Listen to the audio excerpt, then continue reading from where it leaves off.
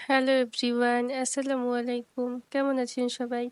আশা করি সকলেই ভালো আছেন। আজকে আমি রান্না করে দেখাবো ডুমুর। প্রথমে একটা কড়াইতে আমি আগে থেকেই পানি দিয়ে দিয়েছিলাম। এরপরে কেটে ধুয়ে রাখা ডুমুরগুলো দিয়ে দিচ্ছি। সব ডুমুরগুলো দিয়ে দিব। এরপরে সিদ্ধ হওয়ার জন্য ঢেকে দিব। সিদ্ধ হয়ে গেলে ঢাকনাটা উঠিয়ে নেব। এরপর একটি ছাঁকনি দিয়ে সব ডুমুরগুলো উঠিয়ে নেব। সব ডুমুরগুলো উঠিয়ে একটি বাটিতে রেখে দিচ্ছি। এরপরে রান্না করার জন্য একটা কড়াইতে তেল দিয়ে দিচ্ছি। এরপরে দিয়ে দিচ্ছি পেঁয়াজ কুচি। পেঁয়াজটা একটু বেশি করেই দিব। ডুমুর কম, পেঁয়াজটা একটু বেশিই দেব। মশলাগুলো একটু কম কম করে দিব। এরপরে দিয়ে দিচ্ছি কুচি করে রাখা রসুন। পেঁয়াজ আর রসুনটাকে ভালোভাবে ভেজে নিব।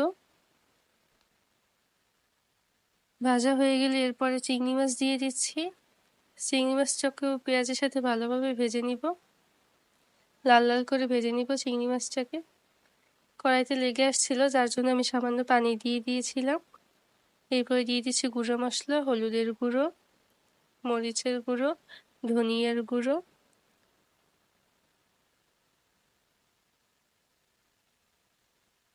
দিয়ে দিচ্ছি স্বাদ মতো লবণ।